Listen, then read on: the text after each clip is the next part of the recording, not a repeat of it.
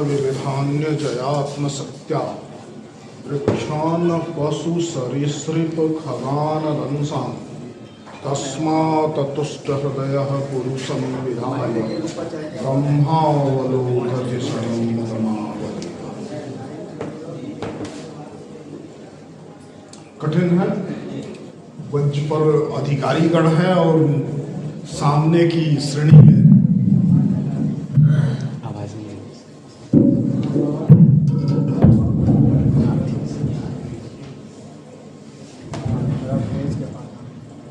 अभी थोड़ी देर बाद जरूरत नहीं रहेगी इसकी।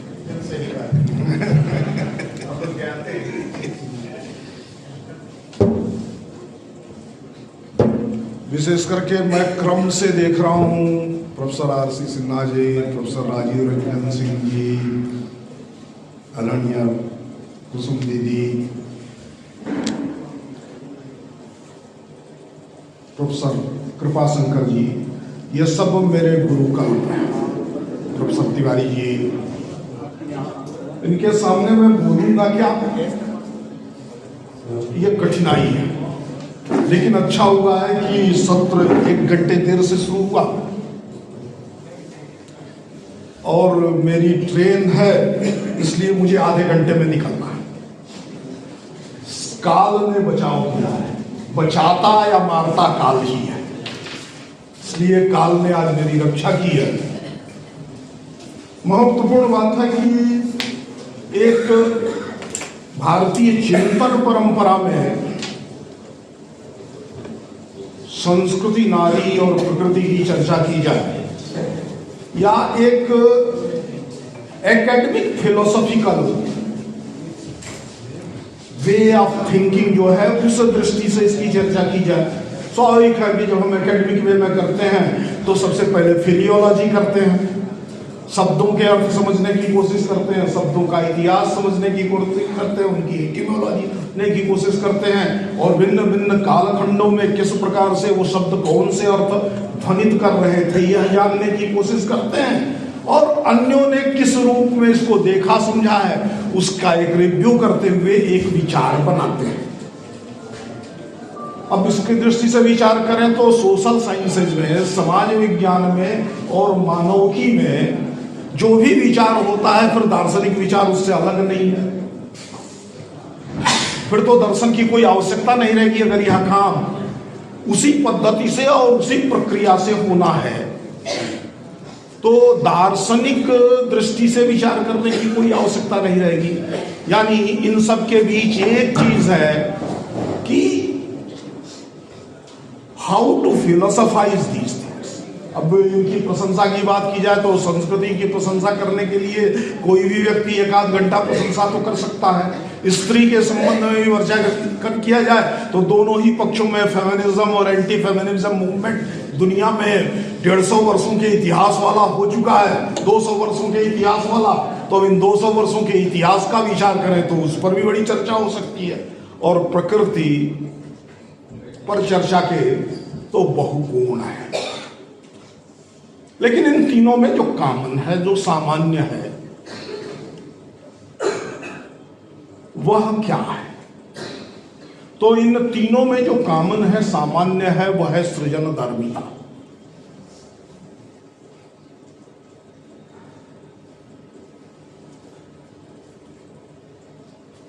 स्त्री भारत की संस्कृति के केंद्र में है, या यूं कहा जाए संस्कृति की जो चिति है वह स्त्री ही है। इसलिए वेद कहते हैं सा संस्कृति विश्ववारा सा राष्ट्री संगमनी वसुनाम चिकित्सी। सर्वत्र संस्कृति का जो प्राण तत्व है, जो चिति है, चेतना है, उसके लिए स्त्री का ही संबोधन है, कहीं पुरुष का संबोधन नहीं है।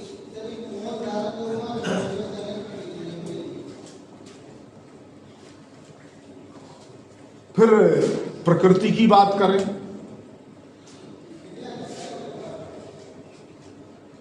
तो प्रकृति की दृष्टि से विचार करेंगे तो प्रकृति में सृजन धर्मिता है, जो सृजित कर सकती है बहुरूप में। सांख्य की प्रकृति को छोड़ करके मैं बात कर रहा हूं, सांख्य की प्रकृति को लेकर के बात इसलिए नहीं कर रहा हूं क्योंकि फिर तो प्रकृति को जड़ मानना पड़ेगा। लेकिन वेद उस को चिति के रूप में स्वीकार करते हैं, तो उसी संदर्भ में विचार करना पड़ेगा। प्रकृति को स्वभाव ही मान सकते हैं। अर्थात जब हम स्त्री का विचार कर रहे हैं तो क्या संस्कृति निर्माण की दृष्टि से स्त्री की भूमिका का विचार करेंगे, स्त्री का विचार करते हैं, स्त्री एज ए फेमिनिन जेंडर विचार करेंगे, यह प्रश्न आता है। तो दूसरी ओर संस्कृति का विचार कर रहे हैं तो संस्कृति का विचार करते हुए क्या विचार करना है, क्योंकि आज उसी कल्चुरा से बनाएंगे क्या, जिससे कल्चर बनता है। कल्चुरा मूल तो उगना हो गया, अब उगता तो कोई जरूरी थोड़ी है कि वो हमेशा कल्याणकारी उगेगा।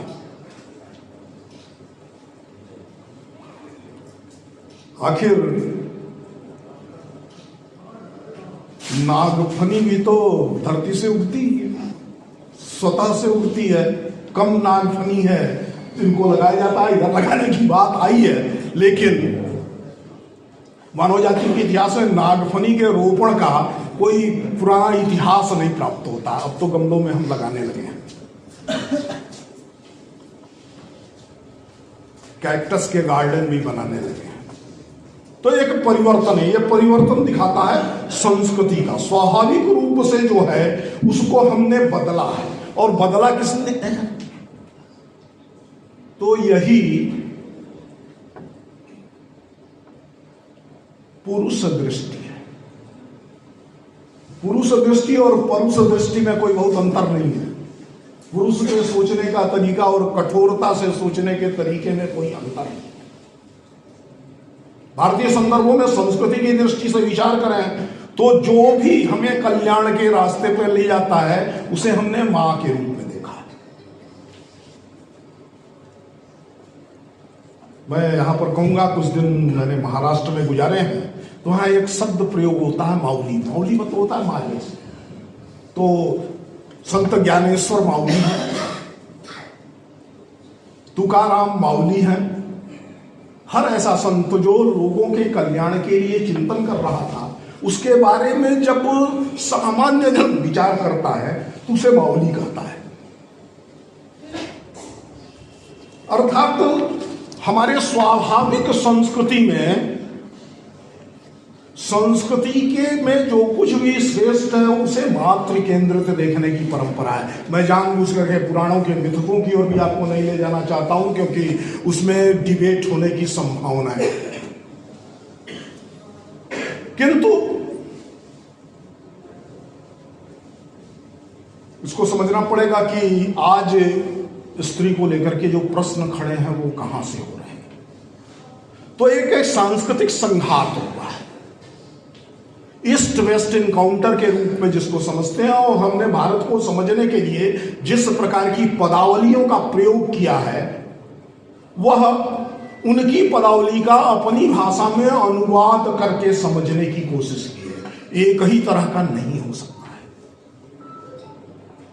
विधाता ने स्वयं सृष्टि को एक रूप रंग वाला नहीं बनाया है, एक आकार प्रकार वाला नहीं बनाया है। बहुधर्मिता और विभिन्नता इस सृष्टि का स्वभाव है। इसके बीच भाषा का प्रश्न महत्वपूर्ण होता है। इसलिए भाषा की बात आती है तो दो तरह की बातें हम सामान्य तौर पर करते भी हैं। वहां भी स्त्री आती है, वहां भी नारी आती है केंद्र में। या तो मातृभाषा की बात करते हैं या सेकेंड लैंग्वेज के रूप में लर्न लैंग्वेज की बात करते हैं। अब मातृभाषा की बात करते हैं। क्यों मातृभाषा की बात करते हैं? आखिर पितृसत्तात्मक इस संसार में यह मैट्रियार्कल सिस्टम पूरी दुनिया में दिखाई नहीं देता है। हाय, भारत के अंदर होने के बाद भी नहीं दिखाई दे रहा है हमको। लेकिन अब हमें समझना है कि ये पैट्रियार्कल सिस्टम में भी ये भाषा मातृभाषा के रूप में, और उसका कोई अपवाद नहीं है। वो अंग्रेजी में भी मदर टंग ही है। जिस एंग्लो सैक्सन जाति का इतिहास पैट्रियार्की का इतिहास है, उस एंग्लो सैक्सन जाति में भी भाषा का प्रश्न आता है तो मदर टंग ही होता है। क्योंकि एक और मजेदार बात आपको बता रहा हूं,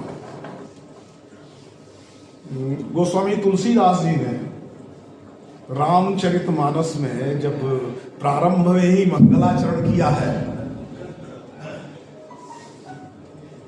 तो उस मंगलाचरण में वो कहते हैं भवानी शंकरो वंदे श्रद्धा विश्वास रूपिणो।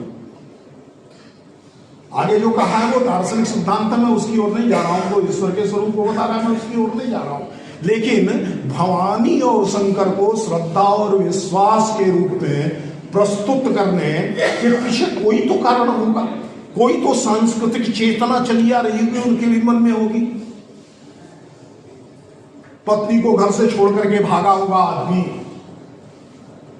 पत्नी को निर्वासित करने वाले राम का कथाचित करते हुए, उनके गुणों का संगायन करते हुए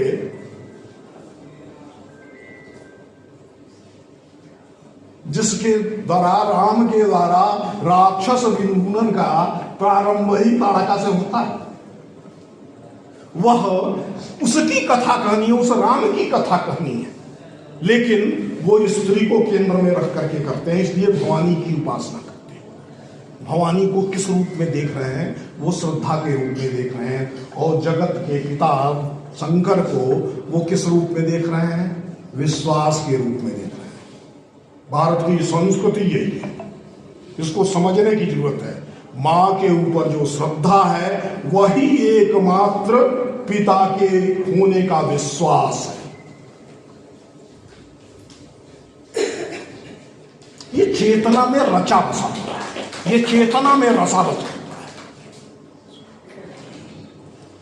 और ये चेतना में इस प्रकार के से रचा बसा हुआ है कि पैट्रियार्कल सिस्टम के होने के बाद भी भारतीय संस्कृति में एक कथा है, जबलपुर तो सब जानते हैं, जाबाल ऋषि को भी हम दर्शन के विद्यार्थी तो जानते ही हैं, उन्हीं के नाम पर जबलपुर है, इसलिए मैं चर्चा कर रहा था।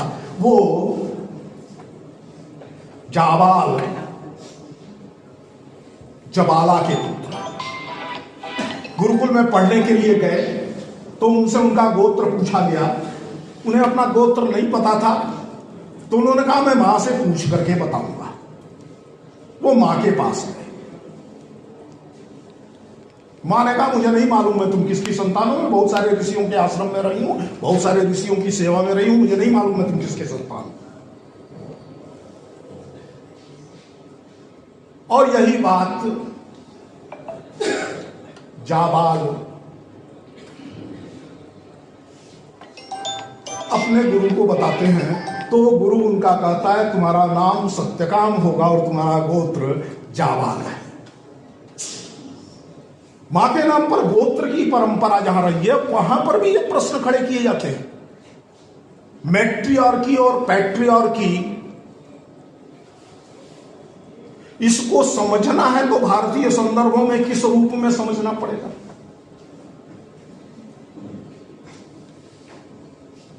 संस्कृति का निर्माण भारत के अंदर नारी को केंद्रित करके ही हुआ है। संस्कृति का प्राण तत्व, उसका आत्म तत्व तो स्त्री स्वरूपा है ही है, साच की किसी। लेकिन ये जो उसके बाद की पूरी निर्मिति है वह निर्मित भी स्त्री केंद्रित है। मैंने कहा था कि मैं पुराणों के कथाओं में नहीं जाऊंगा क्योंकि उस पर बहस हो सकती है और हम सब दर्शन के विद्यार्थियों को विश्वास कम होता है, संदेह ज्यादा होता है और संशय विरूपण के लिए न मेरे पास जगह है न समय है, इसलिए उसकी चर्चा किए बिना मैं आपको कुछ चीजों की तरफ से ध्यान दिलाना चाहूंगा। अब सांख्य दर्शन की ओर आ रहे हैं। प्रथम दर्शन है,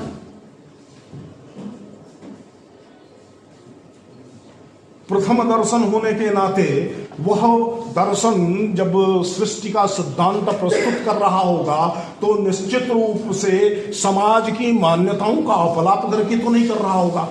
कोई भी दार्शनिक प्रवृत्ति यदि समकालीन समाज की मान्यताओं का विधूनन करके चलती है, प्रत्याख्यान होता रहता है, लेकिन संपूर्ण विधूनन नहीं होता है, संपूर्ण नाश नहीं होता है, उसमें कुछ गड़बड़ होता है, अयुक्त होता है, तो उसको युक्त बनाने के लिए जिस प्रकार आजकल हम लोग लान की छटाई करते हैं, वैसे ही मान्यताओं की छटाई की तो परंपरा है। आज मुझे फोन क्यों इतना परेशान कर रहा है?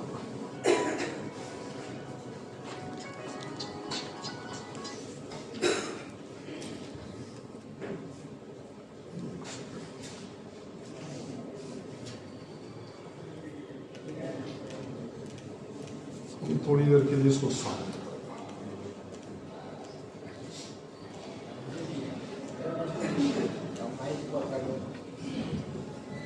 हाँ जी, तो वह उनका विधूनन करके तो नहीं चल रहा होगा पूरी तरह से, तो वह पुरुष को किस रूप में देखता है? यद्यपि वह पुरुष यह पुरुष नहीं है, वह प्रकृति यह प्रकृति जिसका हम अनुभूत कर रहे हैं नहीं है, लेकिन आइडियाज जब आती हैं तो वह इंद्रियानुभव जगत का अपलाप करके नहीं आती है। इंद्रियानुभव के जगत का, युक्तियों के संसार का संशोधन और संस्कार करके आई आती है।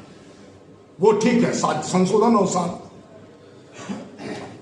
संस्कार के लिए साक्षात्कार का होना आवश्यक है, लेकिन जब वह वैखरी वाणी में विन्यस्त होता है तो वह साक्षात्कृत धर्म नहीं होता है, वह शब्दों में, पदों में, पद अर्थों के संबंधों के बीच अभिव्यक्त होता है। इसलिए उसको यदि हम सामान्य दृष्टि से आज की परिस्थितियों का विचार करते हुए करते हैं तो वो दिखाई देगा कि सक्रियता किसकी है? प्रकृति की है। पुरुषत्व में तो केवल अंत में ज्ञातृत्व है, लेकिन बीच के जीवन में भोक्तृत्व भाव भी है, दर्शित विषयता भी है, और अपने को प्रकृति से संपन्न समझने का अज्ञान भी है। अर्थात एक बात तो यह पैट्रियार्कल सिस्टम में अगर इस समाज को देखना है तो एक किस्म का अज्ञान है, तो हम अज्ञान को पूर्व पक्ष के रूप में तो रख सकते हैं, लेकिन अज्ञान को कोई भी समाज, कोई भी व्यवस्था, कोई भी जीवन प्रणाली सिद्धांत पक्ष के रूप में नहीं रखता है, उसको थ्योराइज नहीं करता है कि अज्ञान ही वास्तव में सत्य है। अज्ञान है तो वो सत्य नहीं हो सकता है, वो सत्तावान नहीं हो सकता है। सत्तावान होगा उसको ज्ञान रूप होना ही पड़ेगा, उसे ज्ञेय भी होना पड़ेगा, ज्ञान रूप भी होना पड़ेगा, उसे अविधेय भी होना पड़ेगा और अनुभूयमान भी होना पड़ेगा। तो अनुभूयमान कुछ हो रहा है, अविधेय कुछ हो रहा है। भारतीय संदर्भों में बात कर रहा हूं। भारत की संस्कृति को एक तो यह समझने की आवश्यकता है कि जिनके आधार पर जो इतिहास ग्रंथ भारत के अंदर लिखे गए हैं, दो ही इतिहास ग्रंथ है, रामायण और महाभारत।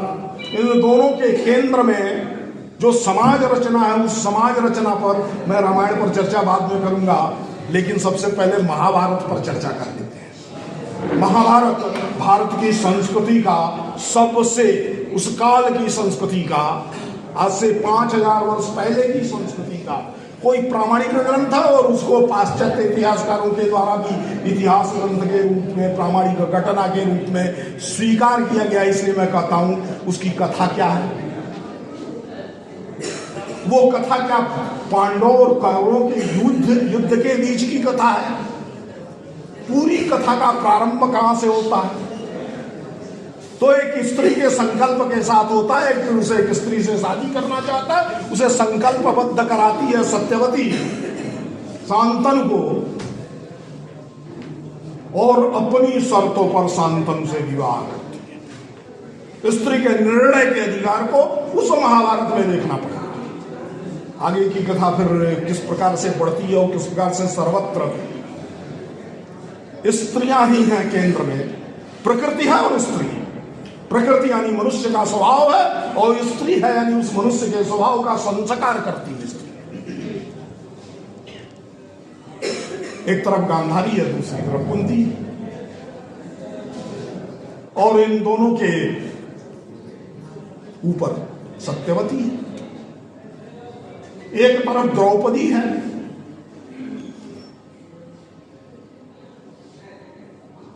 जो 5 पतियों वाली है। अब शेष एपिक में मैं नहीं जा रहा हूं, लेकिन कोई इतिहासकार, कोई ग्रंथकार यदि वह संस्कृति के विरुद्ध होता, सामाजिक रूप से अस्वीकार्य होता, तो इस प्रकार से महिमा वर्णन करके चाहे जितनी भी दिव्यता बनी जाती, उन दिव्यता के आधार पर 5 पतियों वाले स्त्री की कल्पना नहीं करता, जो स्वीकार्य नहीं होती। नहीं ना, हमने दर्शन के विद्यार्थियों ने न तो इसका दार्शनिकीकरण किया, न इतिहास के लोगों ने इसमें जो युक्ति युक्त प्रश्न थे उनको उठाया।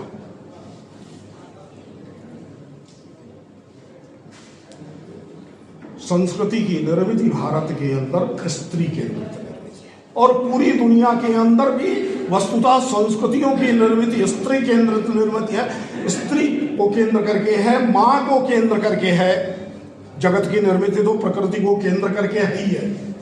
अब प्रकृति और मानवीय चेतना के बीच का जो संघात है, यही संस्कृति की निर्मित करता है। तो मानवीय चेतना का जो प्राण तत्व है, यानी मानवीय चेतना का जो चिद तत्व है, वह चिद तत्व कैसा है, मैंने पहले ही कहा था इस देश की परंपरा में, तो उसको कहा ही गया था सा संस्कृति विश्ववारा। संस्कृति कैसी है? सा स्त्री है। और चिकुत सी, चिति कैसी है, हर्षित जो कर रही है वो कैसी है, तो वो भी सा राष्ट्री संगमनी। उस चेतन तत्व के साथ, उस चैतन्य के साथ, यानी उस चेतना दृष्टि के साथ, उस चैतन्य बुद्धि के साथ जब प्रकृति के साथ मनुष्य का संघात होता है, तब जाकर के संस्कृति की निर्मित होती है। जन और प्रकृति के संघात के अतिरिक्त संस्कृति के निर्मित का और कोई तरीका नहीं है। और राजे रजवाड़ों के इतिहास से संस्कृति नहीं लिखी जाती है।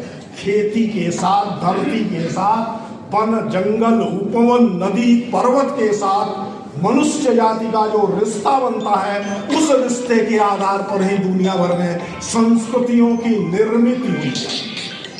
इसलिए भारत के इतिहास की निर्मित की दृष्टि से विचार किया जाए तो ये सीता का इतिहास दिखाई देता, अनुसुईया का इतिहास दिखाई देता, ये द्रौपदी का इतिहास दिखाई देता है। कम कर रहा है, इसलिए इसको पाठ करके रखना पड़ेगा। इसका कोई यूनिवर्सलाइजेशन नहीं कर सकते। जब संस्कृतियों के परिप्रेक्ष्य में प्रकृति की बात कर रहे हैं, तो दुनिया भर में यूनिवर्सलाइजेशन नहीं कर सकते हैं। कुछ मूल प्रेरक तत्व एक हो सकते हैं, लेकिन मूल प्रेरक तत्वों के एक होने के बाद भी आस्थाओं के परिवर्तन के साथ, दृष्टि के परिवर्तन के साथ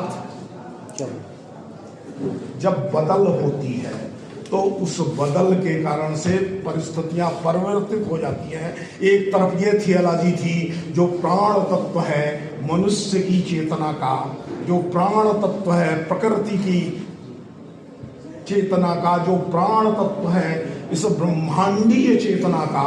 अब मैं प्राण तत्व कर रहा हूं तो फिलोसॉफिकली थोड़ा इनकरेक्ट है, लेकिन समझने के लिए, चेतना की चेतना को समझने के लिए, चेतना के मूल को समझने के लिए, जो चैतन्य भाषित हो रहा है, उस चैतन्य के भाषित होने का जो कारण है, साक्षी रूप में जिसको हम समझने की कोशिश करते हैं, तो वह साक्षी चैतन्य की स्थिति को भारतीय संस्कृति परंपरा वह स्त्री के रूप में स्वीकार करती है।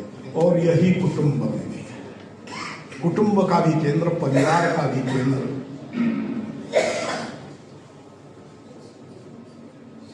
अब मैं जो कुटुंब और परिवार कह रहा हूं, तो आज सिंगल पेरेंटल फैमिली और न्यूक्लियस फैमिली की बात नहीं कर रहा हूं। मैं वास्तव में कुटुंब की रचना जिस आधार पर समझी गई थी, जो 3 पीढ़ी और 7 पीढ़ी तक विस्तारित होने वाली, उन्होंने इस रूप में विस्तारित किया था, तो उसका विचार करेंगे तो स्त्री केंद्र में किस प्रकार से है कि एक गोत्र को दूसरे गोत्र के अन्य गोत्रों के 3 पीढ़ियों के साथ संपृक्त करने की क्षमता है। इस रूप में भारत के स्त्री को देखा गया था। स्त्री किस रूप में है, वह पिता का नाम नहीं बता सकता उसका बेटा, क्योंकि मां को नहीं मालूम है, तो मां के गोत्र को ही गोत्र के रूप में देखने का है। और सपिंडन का उत्तराधिकार का, जिसको हम दायाद व्यवस्था कहते हैं, उत्तराधिकार व्यवस्था कहते हैं, उसमें स्त्री को केंद्र में करके किया गया। सामाजिक स्थिति की बात करें भारतीय संदर्भों में स्त्री की, तो भारत में राज्य को आवश्यकता अनुसार मनुष्य का सर्वस्व हरण कर सकने की का अधिकार स्मृतियां देती थी, लेकिन उसके बीच सभी प्रकार का धन लिया जा सकता है। ज्ञान तो किसी से छीना नहीं जा सकता है, लेकिन धन छीना जा सकता है, संपत्ति छीनी जा सकती है, से राज्य छीन सकता है। लेकिन उसमें भी राज्य को कोई अधिकार नहीं था कि वो स्त्री धन को ले सके।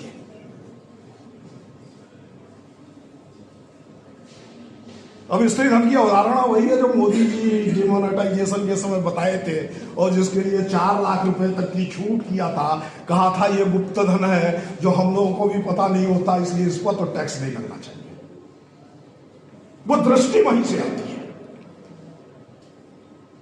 हमने एक नए प्रकार की सभ्यता को, संस्कृति समझ करके उस सभ्यता के कारकों को, उस सभ्यता के प्रेरकों को अपना कारक और अपना प्रेरक जो स्वीकार कर लिया, उसके कारण से समस्याएं आई हैं। भारत के अंदर किसी स्त्री के रानी होने पर कभी उसके राज्य के मंत्रियों ने विद्रोह किया है क्या? कोई उदाहरण दिखाई देता है क्या?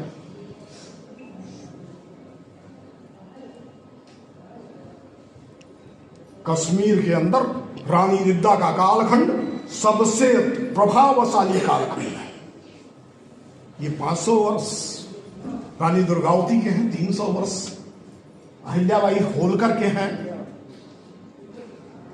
ये शासन की सुव्यवस्था, सुशासन के वर्ष है। ये वर्ष वो है जिसमें स्त्री को उसके अधिकारों के साथ समाज ने देखा था, उसको समाज ने केंद्रीय भूमिका के रूप में देखा था। इसलिए मैं एक बात सच करना चाहूंगा कि फेमिनिज्म शुरू हुआ था, आज उसके पॉजिटिव स्वरूप हैं, लेकिन वो पॉजिटिव स्वरूप भी कैसे हैं? तो फिलोसॉफिकली बाइनरी सिस्टम है उनका, विभाजन करके ही सोचता है, हैव हैड नॉट्स, 0 1 डैश निल, इस रूप में ही समझता है। वो ऐसा संगठक भी नहीं अभी तक बना सके हैं जो उससे अतिरिक्त कुछ समझ सके। तो वह जो हट करके देखता है, वैराश्य भेद के साथ देखता है, उस वैराश्य भेद के साथ देखने वाली संस्कृति के आधार पर नारी संस्कृति और प्रकृति तीनों का जब हम मूल्यांकन करेंगे तो तीनों के अंतर संबंध नहीं दिखाई देंगे। तीनों के अंतर संबंध तब दिखाई देंगे जब हम इस संस्कृति ने जो जीवन प्रणाली विकसित की है, इस संस्कृति ने हजारों वर्षों के अनुभव के साथ आज भी परिवार के अंदर जिस दृष्टि को पैदा किया है, अब मालूम नहीं मेरी पीढ़ी तक के लोगों को तो ध्यान में होगा, कमाते पिताजी थे और पैसे पर अधिकार माताजी का और दादी का होता था। निर्णय उन्हीं का होता था कि घर कैसे चलेगा। अभी मैं इसके साथ बात करूंगा कि भारत की जीडीपी जिस समय बहुत कम चल रही थी, आजकल तो ये सवाल कोई नहीं खड़ा कर रहा है, तो एक बड़ा आसान उपाय बताया गया था। वो आसान उपाय, वो अंतिम कील ठोकने की कोशिश की गई थी जो कई सौ वर्षों से खोजी जा रही थी। वो था कि भारत में अधिकांश महिलाएं, 70% से अधिक महिलाएं, वो घरों में दिन भर काम करती हैं, उत्पादकता के काम करती हैं, लेकिन इसके लिए उनको किसी प्रकार का भुगतान नहीं होता। यदि उनको भुगतान मिलने लगे तो भारत की जीडीपी तुरंत दोगुनी हो जाएगी।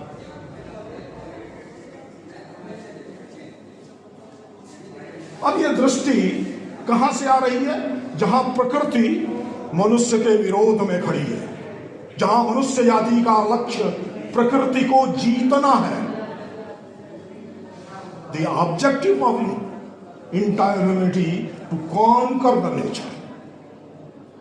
जहां उद्दाम अधिकार प्राप्त होते हैं पुरुष को प्रकृति के शोषण के लिए, प्रकृति के दोहन के लिए, प्रकृति के मनचाहे प्रयोग के लिए। जिस फिलोसॉफिकल और रिलीजियस अवधारणा में स्त्री की उत्पत्ति ही पुरुष की पसली से उसके मनोरंजन के लिए होती है, हमने दो प्रकार की सभ्यता दृष्टियों को एक साथ जो घाल मेल करने की कोशिश की थी, उसके कारण से हम भारतीय संदर्भों में जो सस्टेनेबल डेवलपमेंट का आधार बन सकता है उस पर विचार नहीं किया। सस्टेनेबल डेवलपमेंट के लिए परेशान है यूएनओ, उसके लिए लगातार अभियान कर रहा है, प्रकृति के लिए रेस्टोरेशन ऑफ इकोसिस्टम की बात कर रहा है।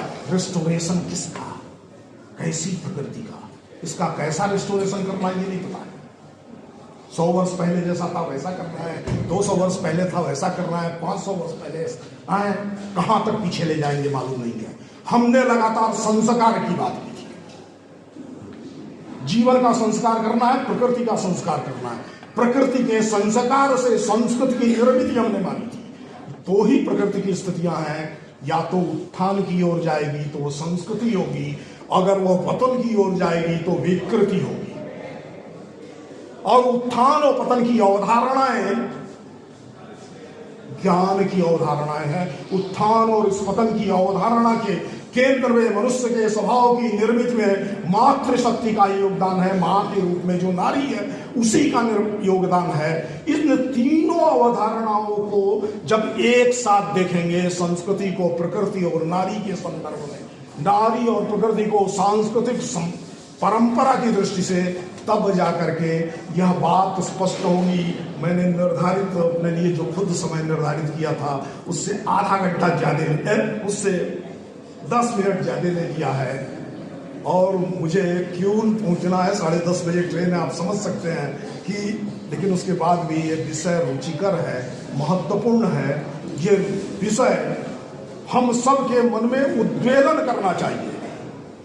ये सिर्फ पद पदार्थ स्पष्टीकरण का नहीं है कि इन शब्दों के अर्थ समझ लिए, इन शब्दों के फिजियोलॉजिकल स्टडी कर ली, इन शब्दों की एटिमोलॉजी समझ ली, इन शब्दों को भाषा के विविध नियमों के आधार पर तौल लिया, कोशीय परिभाषाएं समझ ली, उसके आधार पर निकाले जा सकते हैं।